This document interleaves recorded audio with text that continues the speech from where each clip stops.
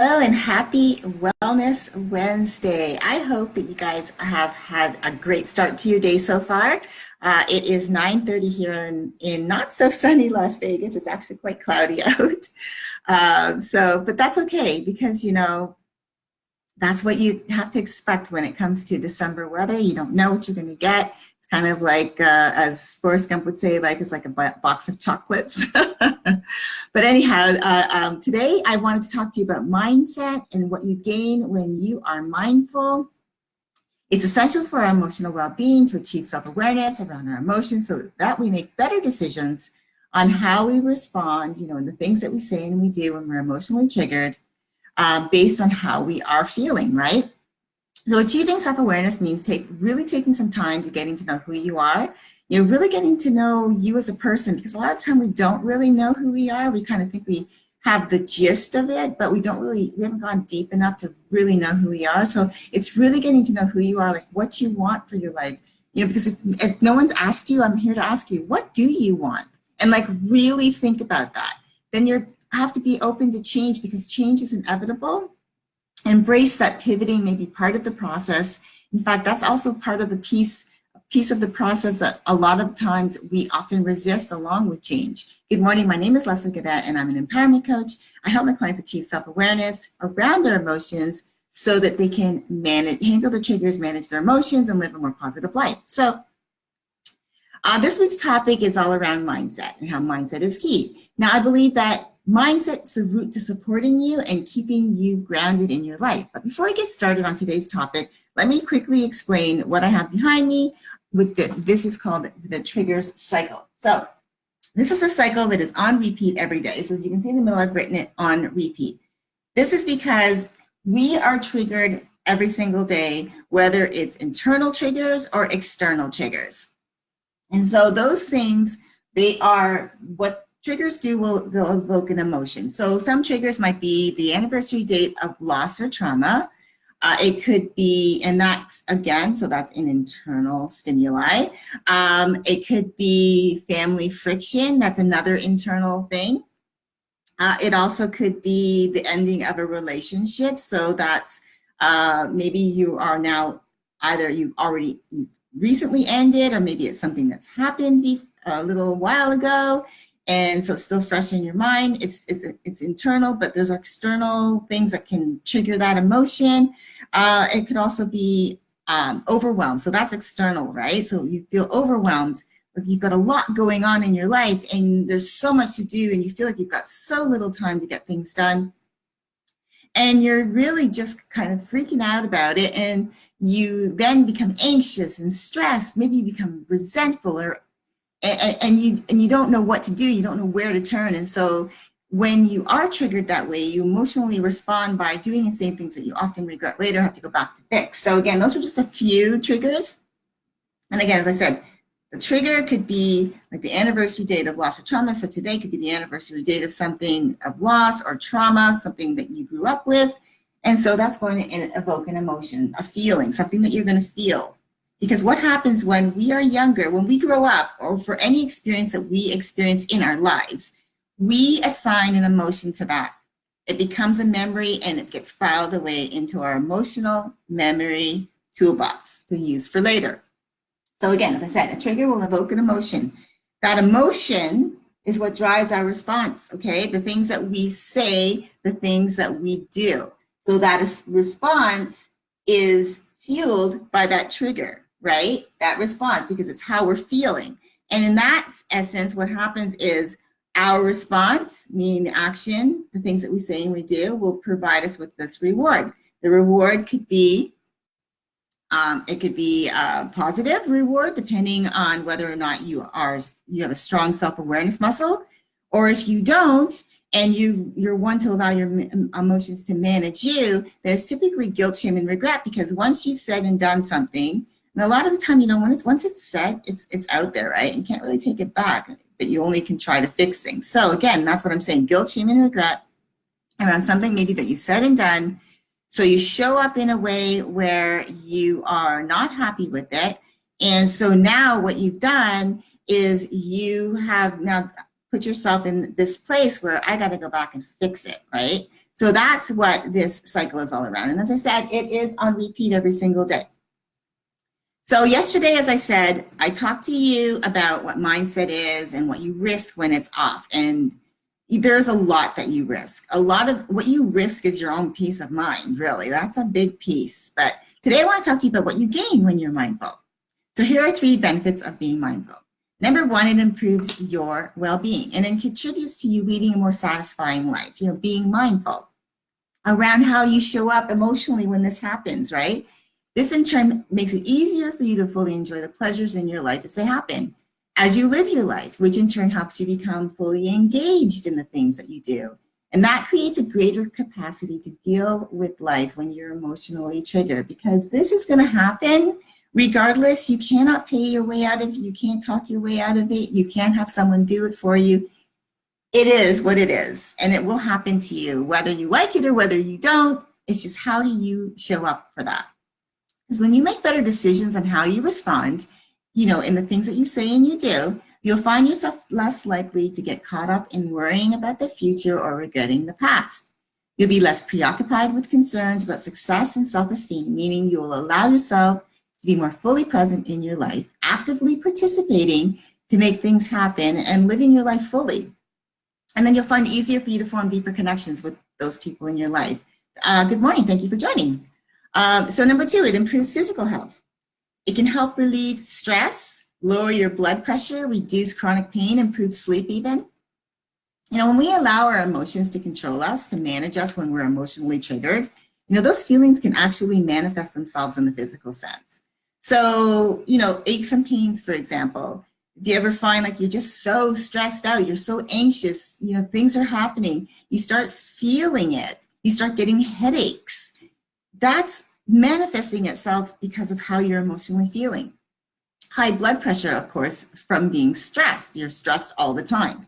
I've read again and again as well that gratitude is helpful for a better night's sleep, meaning if you focus on being grateful before you go to bed, in other words, you start listing out the things that you're grateful for and why, you're putting your mind at ease and that all is right in your world, you're calm, and you go to bed happy. Number 3, it improves mental health.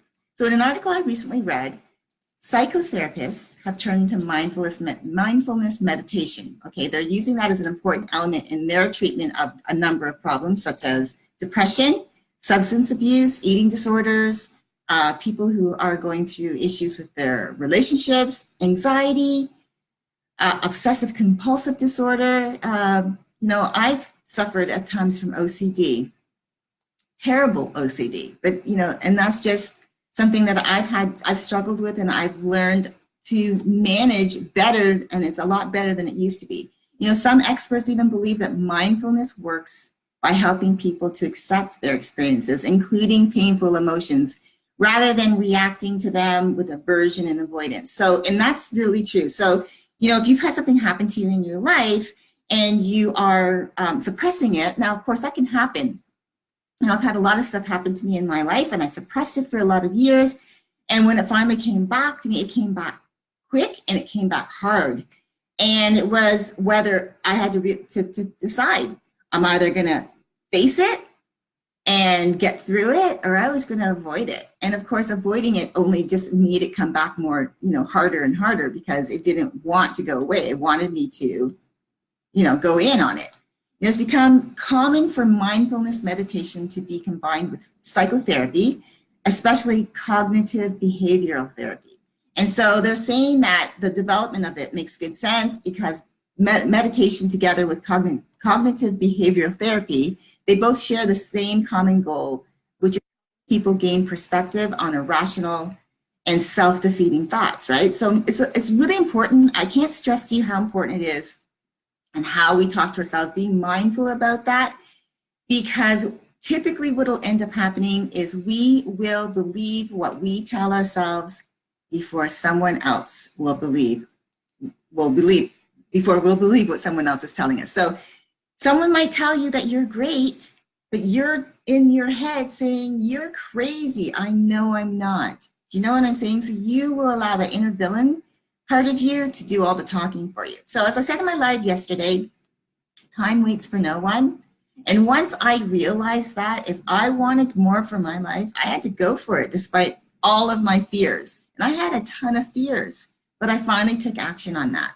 You know, fear is so powerful that it will stop you before you even start anything because your inner villain's at the wheel controlling your emotions, saying what you want it wants you to say. Your inner villain, meaning your self-talk, the one that's on your shoulder saying, you know, you're not worthy, you're not capable, you'll fail, you're a failure. Your inner villain is controlling those emotions, is managing them to the point where your emotions are managing you. I don't want you to waste another day or even 10 years like I did, hemming and hawing at this and that, worried that your life isn't what you want it to be and not taking action because of fear. And that's why I became a coach. You know, my mission is to help my clients achieve self-awareness around this cycle. So they're not always looking over the shoulder trying to fix things, meaning, you know, they're barely focused on what's happening in their present lives because they're always, you know, they're always looking over their shoulder.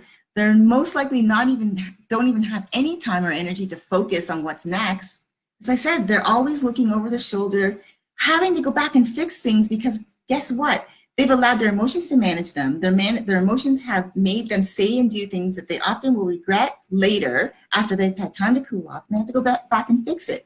And if that's your normal MO, imagine how many times you got to keep looking over your shoulder and going back and fixing it. A lot, right? And so then if you're always doing that, then how can you be fully in your present life, dealing with your life calmly and focused and happy? And how could you even think about looking to the future of what's next? You don't have time because you're always trying to fix things. So that's why I created a program built specifically around this cycle. It's my 90 Days Accelerator program to manage your emotions and master your life, and it's now open for enrollment. If you're done playing the victim and blaming everything and everyone in your life for your unhappiness, just like I used to do, and if you're tired of allowing your emotions to manage you and you're ready to take back that control over this piece here, then this program's for you. Like I said, fear is so powerful that it will stop you before you even start something because your inner villain is at the wheel controlling your emotions and managing them, and your emotions are managing you.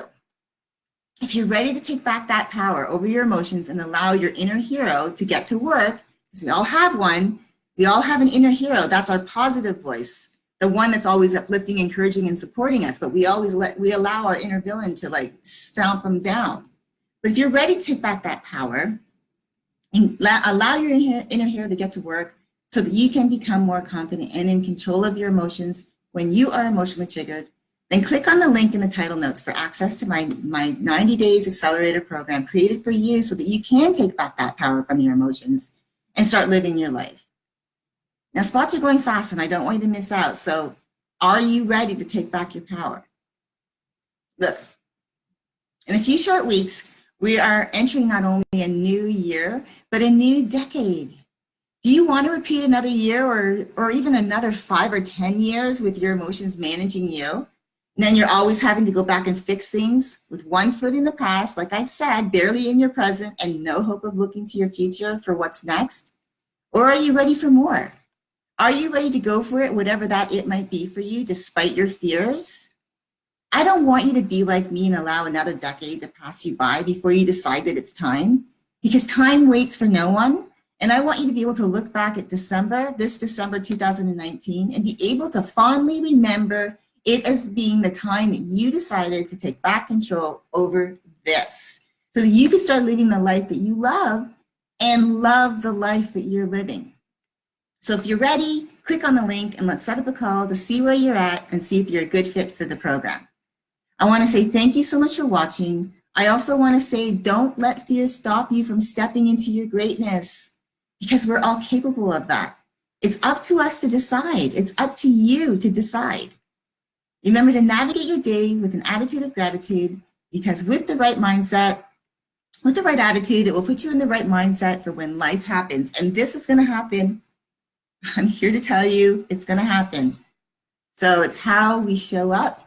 How, if we learn our self-awareness around it, we can show up with better responses because we're more mindful around it. My name is Leslie Gadet, and I'm an empowerment coach. I help my clients achieve self-awareness around their emotions so that they handle their triggers, manage their emotions, and live a more positive life. I hope you have an amazing day, and I will see you all tomorrow. Thanks for watching. Bye for now.